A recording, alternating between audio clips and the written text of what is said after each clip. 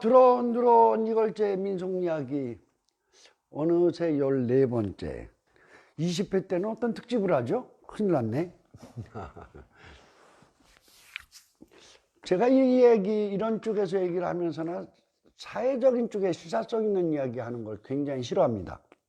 예술은 예술로 있어야 되는데 오늘은 좀 하나 이야기를 하고 넘어가고 싶습니다. 공주에 지금요, 공주시장을 주민소환제에 붙인다고 해서 시끄러운 모양이에요. 요즘 제가 공주의 소리 종합본을 준비하고 있어서 바깥에 나가지도 않고 원고 작업만 하고 있어서 잘 몰랐다가 요즘에서야 이야기를 들었는데요. 저도 의사표시는 할 수 있는 거죠. 저는 이 주민소환제 자체를 반대합니다. 공주시장 잘하고 있습니다. 조용히. 진짜 조용하고 잘난 척하지 않고 자기가 좋은 생각 갖고 있으니까 공무원들한테 나만 따라와 라고 하는 형태의 행정을 하지 않는 것이 나는 제일 마음에 들어요. 그런데 지금 잘못됐다고 주장하는 소리를 들으니까 백제문화재 경연제 개최가 이제 문제인 모양이에요. 이에 대해서는 윤용혁 교수님이 왜 그렇게 됐는지 기자회견을 했는데도 이게 먹히지 않는 것 같아요. 공주에 뭘 우려하느냐면 공주 사람들이 아닌 것은 아니고 긴 것은 기다고 말하는 풍토가 없어지는 것 같아요. 눈치 보고 있어. 냉정하게 말합시다. 공주 부여의 백제문화재 비판적으로 말하면요, 미안하지만 백제문화재 없습니다. 공주 부여 현대 페스티벌이에요. 백제문화재에 백제가 없다는 비판은 아주 오랫동안 내려왔는데 저는 경연제 개최는 또 반대합니다. 매년 해야 된다고 보는데 그게 왜 그러냐면 이것이 그냥 공주 부여에 백제를 소재로 하는 페스티벌이 돼 있어요. 문화재가 아니고 서양 축제 같은 종합축제가 돼 있거든요. 근데 지금 이 현재적인 이야기를 들어보니까 이것이 경연제 개최해서 본격적으로 되는 것은 3년 후의 일이래요. 내년도 올은 그대로 가고 더군다나 내년도에 공주에서 백제 대백제전을 2010년도처럼 아주 성대하게 한다고 계획을 했대요. 그러니까 충청남도와 공주시 부여군이 방침을 정해놓은 겁니다. 이건 방침이거든요. 그 방침은 앞으로 실현하기 위해서는 아마 이런 일들을 해야 될 겁니다. 첫째는요, 공청회가 먼저 열려야 될 거예요. 어디에서? 공주부여에서 같이 경연제 개최를 할 거냐 말 거냐에 시민들 의견을 모으는 절차가 필요하고요. 그게 되고 나면 찬반 토론회 정도는 아주 치열하게 해야 될 필요가 있습니다. 그 다음번에 해야 될 일이 뭐냐면 충청남도가 지금처럼 갈 거냐 아니면 경연제로 갈 거냐에 대해서요, 연구 용역이라도 해야 돼요. 학계에서는 어떻게 보고 있는가, 공정하게 보는 시각은 어떤가를 하고요. 그것을 거쳐서 결론을 내야 됩니다. 그러면 지금 입장에서 공주 시민들이 해야 될 일은 뭐냐면 매년 개최하는 것이 좋다고 하면 도청을 압박해야죠. 예산을 경연으로 하지 않으면 전체적인 예산을 지원할 수 없다고 나온 것이 충청남 도청이라고 하면 그것에 대한 쪽을 공주 시민들이 항의할 수 있어야 되는 거예요. 그런데요, 그런 절차에 대한 것이 이제 시작하고 있는데 어떻게 갑자기 시장의 전체적인 직을 걸고 있는 주민 소환제를 운운하고 도장을 받으러 다닌다고 하는 이야기가 제 귀에 들리는지. 도장 받는다는 얘기는 제가 풍문으로 들어서 확인한 사항은 아닙니다만은 저는 어찌됐든 이것에 대해서는 제 개인적으로 반대 의견을 정확히 합니다.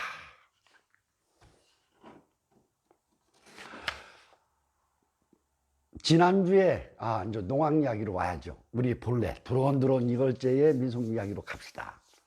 그래야 재밌어. 지난주에 풍장에 대한 거요, 변화 과정에 대한 걸 말씀을 드렸는데 반응이 굉장히 뜨거웠어요. 저한테 개인적으로 전화를 걸어서 이렇게 상의를 해주시고 또한 의견을 물어주시고 또한 의견을 개진해 주신 분이 6분이 계셨고요. 그리고 댓글로 이견, 이건 반대적 의견을 내주신 분도 계셨어요. 근데 저는 이게 참 행복했습니다. 이래야 돼요. 뭐예요? 이론이 나오고 그것에 대해서 반대 토론이 반드시 되고 또 그것들 속에서 또 다른 것이 나와야 그게 진짜 보석이 되거든요. 저는 그 문제 제기를 한 것이겠죠. 그런데 이게요, 재미난 것이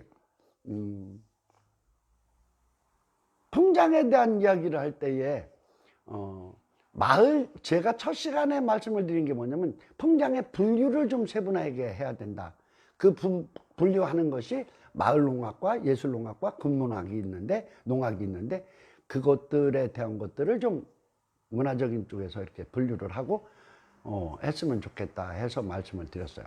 또 마을 풍장으로 들어가서는 고사 풍장이 있고 이렇게 농사 일 풍장이 있고 그리고 이제 놀이 풍장이 있고 이렇게 말씀을 드렸죠.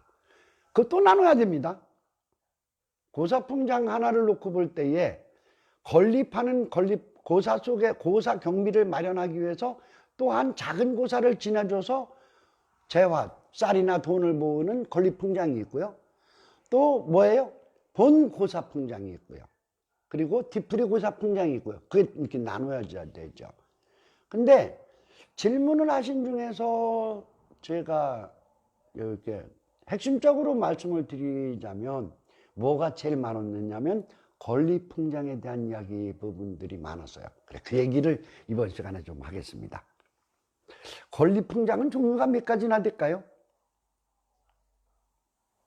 건립 풍장이요. 그거는요, 또한 저는 대개 이제 큰 대분류를 할 때 하나, 둘로 나누거나 하나, 둘, 셋으로 나누는데 그 셋으로 나눈 것에 건립 풍장은 제가 크게 모아서 세 가지로 나눴어요. 그 세 가지 이야기를 하면 이렇습니다. 마을 고사 또는 마을에서 행하는 작은 건립 풍장이 있어요. 규모로 볼 때. 그러니까 언제 하느냐면 두 가지인데 하나, 그것도 세 가지 나오네요. 근데 하여튼 일단 보면 뭐가 되느냐면 마을에 어떤 큰 일이 있을 때 공동 경비가 필요한 경우에도 합니다. 예를 들면 이런 거죠. 홍수가 나가갖고 제 방이 터졌어요. 그 터진 것이 한두 사람의 집이나 그 농경지 피해본 사람들만으로 복구 사업이 안 되겠어요. 그럼 어떻게 해요? 군이라고 그래가지고 군이라는 이름을 붙여서 무료 출력을 강제로 합니다. 그거는 안 나오면 벌금 내야 되는 거니까 그건 강제예요. 나와서 무료 출력을 해서 그 작업을 하는데 그 많은 사람이 무료로 나와서 일하는데 먹이기는 해야 될 거 아니에요. 술 주고 밥 자죠. 그때 들어가는 경비를 걷는 건립풍장이 있습니다. 그리고 우리가 가장 흔하게 보는 것이 뭐냐면 마을 고사 지내는 경비를 정초에 집집마다 뭐 터를 누른다 해가지고 가서 작은 고사들을 지내주는 거예요. 작은 고사들을 지내주고 이제 쌀이나 돈을 받아와서 마을 고사를 지내는 게 있고요. 또 하나는 뭐냐면 공동 경비 중에서 다른 쪽에 있어서 불쌍한 사람을 돕는 것들을 해요. 사실 건립과 건립 풍장은 다른 겁니다. 건립은 모으는 행위죠. 풍장은 거기에서 치는 농악입니다. 그런데 건립은 그럼 농악 안 치고는 건립을 안 했느냐? 했어요. 그게 뭐냐면 제가 직접 당한, 그걸로 은혜를 받은 사람 중에 하나예요. 저희 집안이 일찍 좀 흔들렸습니다. 아버님이 제가 이제 초등학교 5학년 때 잘못되셨는데 아버님이 돌아가셨을 당시에 우리 집안이 얼마나 가난했느냐면 장례를 치를 쌀은 고사하고 먹는 끼니를 이어나가기도 힘든 아주 가난한 집안이었어요. 근데 동네 어른들이 뭐 했느냐면 지게 지고 나가갖고요 동네를 돌면서 건립을 합니다. 이건 부주돈하고 다른 겁니다. 부주돈은 개인들이 갖고 오는 거고요. 그건 옛날에는 진짜 적었어요. 1960년대 이하로 내려가면 뭐 달걀 한 꾸러미 이렇게 갖고 다녔죠. 그런데 그때의 동네 어른들이 쌀을 걷어다가 장례를 다 치러주고 우리 창복 입는 것까지 가슴이 메이네요. 창복 입는 것까지 동네 어른들이 거둔 쌀로 다 갖다 하고 먹매하고 남은 쌀이 한 2가마 남더라고요. 이게 건립이에요. 사람이 죽은 건립을 하는데 어떻게 해요? 풍장 치고 다녀요? 아니죠. 그러니까 건립 농악과 건립은 전혀 다른 겁니다. 그런데 농악으로 갔을 때 건립 풍장은 마을고사에서 재해복구 같은 거를 할 때 재해복구 때는요 이렇게 합니다. 일이 일단 터졌잖아요. 그럼 급하게 물을 막아야 됩니다. 그래야 논에 들어가는 피해를 줄이죠. 그때는요 동네 부자들이 일단 쌀이든지 내놔 가지고 그것들을 행합니다. 해놓고 건립 농악을 해가지고 걷어다 그 쌀을 갚는 거예요. 반대가 생기겠죠. 뭐예요? 얼마 이상을 걷어야겠죠. 그래서 농악이 길게 가면 오래 갑니다. 길게 가면 오래 간다. 이것도 말 표현 재밌네. 아주 오래 가요. 이틀 3일도 해요. 왜 그러냐면 모든 양을 거칠 때까지 집집마다 다 다니거든요. 그러다가 부잣집에서부터 다녀서 나중에 가서 이렇게 하는데 그 농악을 치는 것이 하나가 있는데 이제 제일 많이 건립을 했던 것이 정초의 건립 풍장이죠. 두드려 풍장 치고 집집마다 다녀서 대문 앞에서 이제 이리 오너라 하는 데도 있고 주인 부르는 소리를 하죠. 그렇게 해서 대문 앞에서 치고 들어가면 우물이 있는 집은 우물이 먼저입니다. 이거 순서는 아주 정확해야 됩니다. 마을마다 정해진 순서가 있어요. 우물을 좀 늦게 하는 데도 있는데 우물이 제일 먼저, 그 다음에가 뭐예요? 부엌, 그 다음에가 어디로 가요? 장독, 그리고 마당에 나와서 성주, 이렇게 되는 것을 하죠. 그 농악은 문엽쇼가 사실 김덕수 선생의 문엽쇼가 그 건립 풍장에 가서 주인 부르는 소리예요. 근데 공지에서는 문엽쇼 안 합니다. 어떻게 하느냐고요? 이리 여봐라. 우리가 누구냐? 우리가 오라는 데는 없어도 가고 싶은 데는 많은 풍장패가 아니냐? 오늘 이 집에 부모님께 지방세가 두툼한 것이 먹고 살만한 게 이 집에 가서 들어가서 터 한번 지그시 눌러주면 술이 없겠느냐 밥이 없겠느냐 우선은 주인 나오라고 주인장 불러라 하고 두드리는 거죠. 근데 이 소리도 마을마다 다릅니다. 지금 제가 한 소리는 하대리 소리입니다. 계룡면 하대리 소리예요. 그런데 저희 동네 같은 경우는 이리 오너라 했고요. 옆 동네는 가보니까 뭐라고 하냐면 우리가 누구냐, 우리가 전라도 개통세 풍장패다, 이렇게 말을 했어요. 그 말들이 마을마다 다르게 해서 문을 열고 들어가는데 문을 딱 들었으면요 이때는 고사 풍장 개념으로 갑니다. 빵빵빵빵 치면서 우물로 가지 않습니다. 어떻게 해요? 아주 조용한 음악을 치는데 그 중에 제가 가장 감명 깊게 들었던 것이 뭐냐면 발자국 풍장이라는 거예요. 세게 못 친다고 그래서 어떻게 쳐요? 깽게 깽게 깽게 깽게 북은 쿵 장군은 쿵 따 쿵 따 이렇게 가요. 물론 다 이렇게 하는 것도 아닙니다. 그 마을마다 조용한 풍장으로 가서 우물 앞에 가면은 맑은 물 떠놓죠. 맑은 물 한 대야 떠놓고 큰 그릇에다가 작은 그릇이나 집집마다 좀 다르죠. 맑은 물을 떠놓고 나면 받아서 그것도 이제 뭐 3번을 떠내서 그릇을 비우고 떠놓는 동네도 있고 이렇게 차이가 있어요. 집집마다도 있고 그렇게 해서 놓고 나면 우리가 많이 듣는 소리 있죠. 뚜루새 물구녕만 뚜루새 캥캥캥캥 이렇게 치는데 뚜루새도 모든 동네가 같이 하는 게 아니에요. 뚫어라 물구녕만 뚫어라 가자야 물구녕만 뚫어라 이게 계룡면 중장리 소리거든요. 무슨 소리냐고요? 그것도 여러 가지예요. 마을마다 달라요. 거기서 동해물도 끓고 백두산물도 끓고 하는 쪽에 입담이 있는 사람들이 길게도 하는 거고요. 그 우물고사를 지내면 또다시 조용하게 치고 어디로 가요? 부엌으로 갑니다. 부엌으로 가면 솥뚜껑을 모두 엎어서 그 솥뚜껑 위에 올려놓습니다. 그리고요 거기에서도 맑은 물 한 종지를 쓰다가 그 집안에서 밥을 하는 솥 앞에 놓고 또 쳐요. 부엌은 어떤 신인가요? 조왕신이죠. 공주에서는 조왕신이라고 잘 안 하고 주왕신이라고 하는데, 그건 뭐 이제 국외음악 형상이죠. 그 이제 된 발음을 싫어하는 조, 이렇게 주, 입을 편하게 하는 형태인데 주왕신이라고 하는데 조왕입니다. 조왕에게 올릴 때는 들어왔네 들어왔네 조왕님이 오셨네. 부엌에서 음식이 뭡니까? 먹고 사는 거죠. 잘못 먹으면 탈나는 거예요. 그런 게 어떻게 되는 거냐면 거기에 따른 건강과 관련된 쪽에 짧은 축원이 있어요. 공주에서 제일 많이 하는 건 들어왔어 들어왔어 조왕님이 들어왔어 막 만수복동 놀이라 하고 먼저 조왕님이 오셨네 하고 소리 지르고 깽깽깽깽 쳐요. 그건 먼저 시간에 말씀드렸듯이 인간이 칠 수 있는 가장 빠른 가락을 친다는 개념입니다. 그 대신 몸짓을 한다든지 춤을 추지는 못하게 해요. 막 때리는 거예요. 신에게 우리가 바람이 이렇게 강렬합니다라는 걸 보여주는 거예요. 그 다음에 어디로 가느냐? 또다시 발작 풍장을 치고 장독으로 갑니다.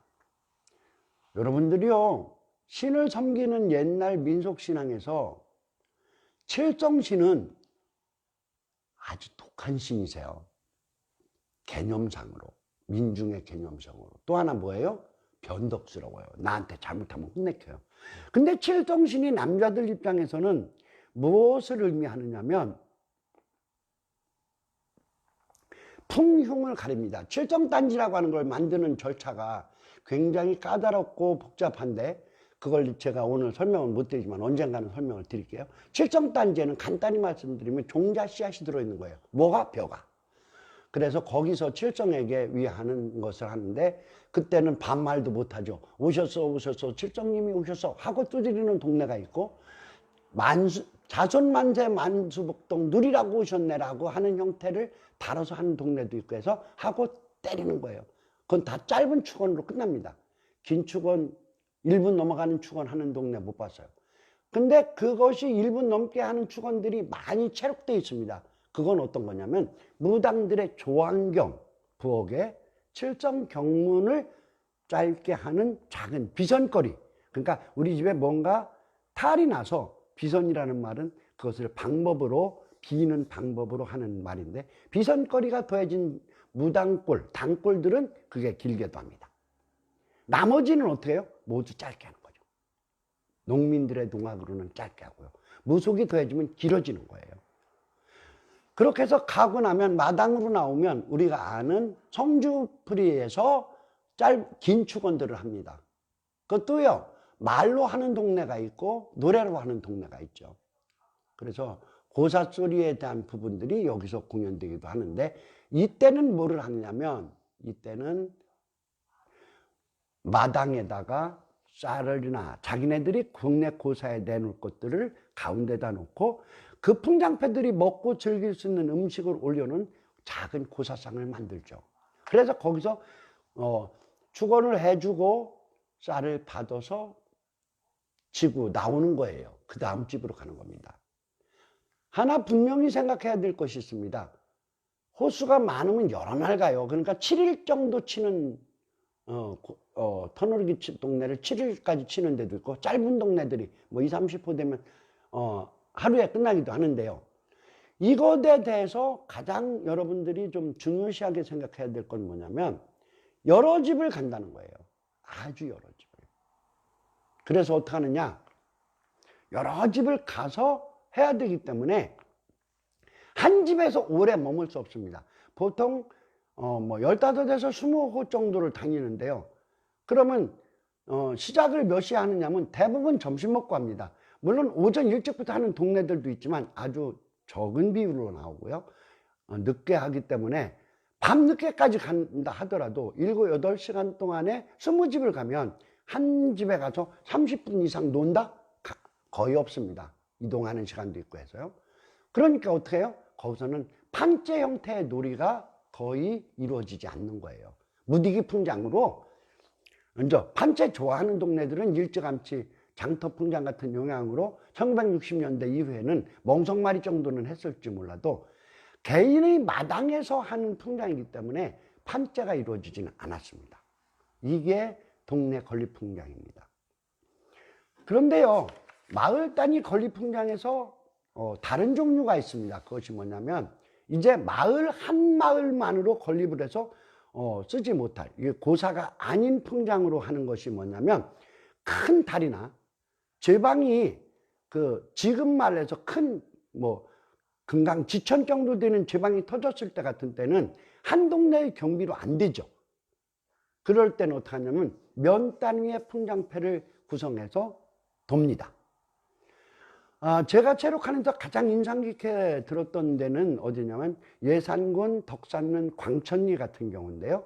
그 마을 앞에 다리가 있었거든요. 근데 그 다리가 홍수로 떠내려갔는데 그 다리를 복구하는 경비를 벌기 위해서 어떤 행동을 하느냐면 농악패가요 연습을 1개월에 거쳐서 철저히 합니다. 그때에 그분들 말로 오무댕이도 했고 12발 상어도 돌렸고 거기는 판재를 섞어서 벽가리대 놀이도 했다고 그래요. 그런데 그 벽가리대 놀이까지를 해서 판재를 해가지고 어디로 가느냐? 군청으로 먼저 가는 거죠. 군청에 가서 분장 쳐서 군청 직원들이나 군수가 내주는 금인을봉 받고 군 단위의 큰 기관을 돌고 면으로 덕산면으로 내려와서 면 단위 기관 학교 다 돌고 수덕사까지 가서 돌아서 공연해갖고 모아진 돈으로 다리를 놨다고 그래요. 야, 이런 풍장의 흐름은요, 건립풍장은 대규모로 되는 것을 저희 마을에서도 본 적이 있고요. 또 하나 종류가 있습니다. 마을에서는 제방이었거든요. 율정리에서. 1960년대 저희 초등학교 다닐 때 일이었고요. 그 다음에 광천리 같은 경우가 1970년대입니다. 그리고 공주시 사곡면 마곡산 밑에 월가리에서는 마을 회관, 공회당을 짓는데 돈이 없어요. 70년대에 무슨 저기 하냐면 거기 권재덕이라고 하는 아주 뛰어난 소리꾼이 있습니다. 지금도 활동하고 계신데요. 그분이 풍장패를 조성하는데 이분들은 판을 어떻게 짰냐면 소리판을 많이 넣는 거예요. 그래서 면 단위 돌고 마을에서 했는데 돈이 적어요. 그랬는데 그때에 어떤 일이 벌어졌냐면 그 마을 출향자 중에 부자가 서울에 있어가지고 서울로 올라가서 건립풍장을 해서 돈 벌어 갖고 와서 마을 회관을 짓습니다. 근데 이 건립풍장의 대규모 형태는 제가 조사한 것이 3가지 정도밖에 없는데 그 3가지 형태는 모두 1960년대 이후 일이라는 거예요. 먼저 시간까지 풍장의 규모의 변화는 1950년대까지 제가 설명을 한 겁니다. 그리고요, 마을 단위 건립풍장이 대규모화되는 것은 먼저 시간에 말씀드린 대로 장터풍장의 영향으로 저는 가장 크게 보고 있는데 면 단위 풍장대회하고요. 풍장대회하고 2가지인데 그것들은 1960년대 이후의 변화라고요. 1960년대는 저는 이렇게 말합니다. 우리나라에서 농악이 역사 이래로 최대로 성행했던 시기예요. 70년대까지. 70년대 넘어오면서 영화나 일반 대중이 되고 나서 이제 농악은 다시 내려앉기 시작했는데 그것에 다시 불을 붙인 게 안전만 사물놀이고요. 그래서 지금 오히려 1960년대 못지않은 지금 많은 규모의 풍장인들이 활동을 하고 있고 아주 살아나 있죠. 그런데 이런 꼭 해명을 좀 하고 싶은 게 뭐냐면 농악 악기의 마을 대규모에서 제일 중요한 또 하나가 뭐냐면 장구통을 제가 놓고 설명을 했죠. 그때 뭐예요? 장구 가격 하나가 쌀한가 마가니까 가격이고요. 북은 얼마가 쓸까요? 큰 북의 경우에 쌀 4말, 작은 북의 경우에 서말 정도 했어요. 그럼 그 한 틀을 전부 구하는 데에 쌀로 4가지 악기 하나씩만 구입하는데 쌀 2가마 들어갔어요. 쌀 2가마는 장정이 2달 동안 버는 품삯의 전부입니다. 그렇게 많이 사놓고 풍물을 친 동네가 없어요.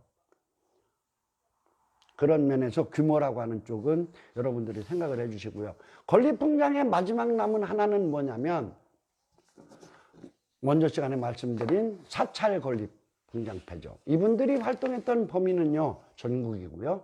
그분들에 대한 이야기는 일반 판자화되고 노름이 굉장히 다양했다고 하는 것 외에는 제가 더 설명을 드릴 것이 없습니다.